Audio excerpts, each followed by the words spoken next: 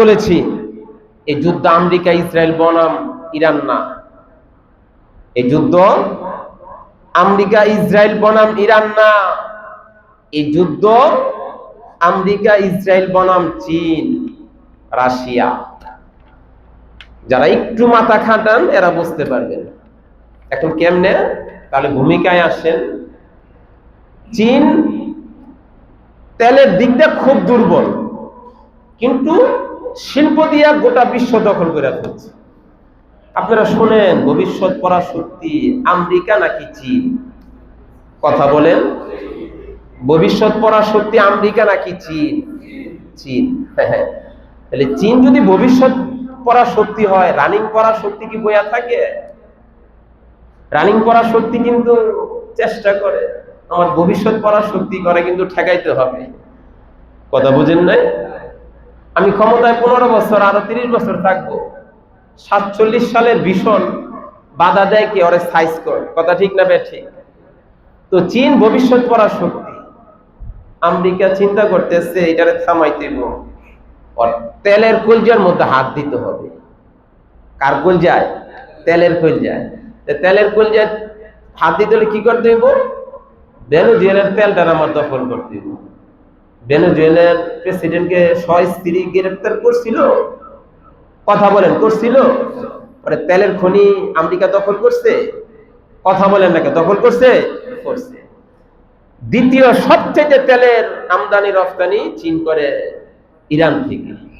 সুতরাং ইরানকে যদি আমি আলুর ভর্তা, শুটকি ভর্তা, ডাইল ভর্তা আছে না বাংলাদেশে, কত ক্যাটাগরির ভর্তা, সকালে বুনা খিচুড়ি দেওয়া আছে না, যদি চীনটা আমি সাহায্য করতে পারি, তাহলে এই ইরানকে যদি সাহায্য করতে পারি, তাহলে চীন অটোমেটিক ভবিষ্যৎ পরাশক্তি হওয়া থেকে থেমে যাবে।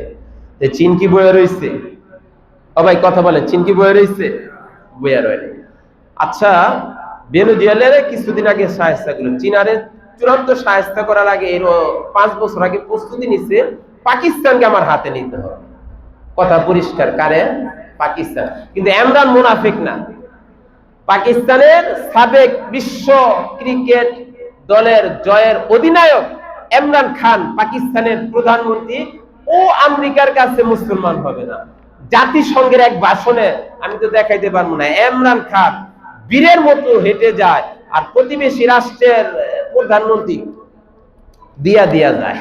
কথা ঠিক না ঠিক? তো জাতিসংঘ আর আমেরিকা চিন্তা করছে ইমরান খান রে ক্ষমতা রেখে ইরানরে হামলা করতে পারবো না। কথা ঠিক না ঠিক? সুতরাং ইমরান খানরে জেলে ঢুকাও আর ইমরান খানের ক্ষমতা নেও, পাকিস্তানে একটা মোতা সরকার বসাও, যেটার বর্তমান সরকার মোতা সরকার, আমেরিকার গোলামের সরকার পাকিস্তান। এদের কপালে কঠিন পরিণতি আছে। বর্তমান পাকিস্তান আমেরিকার গোলাম।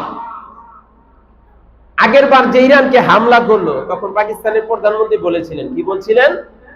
প্রয়োজনে ইসরায়েলে পারমাণবিক বোমা নিয়ে হামলা করবে। 2 দিন 3 দিন পরে আমেরিকান নিয়ে ওরে মহা খাওয়াই দিচ্ছে।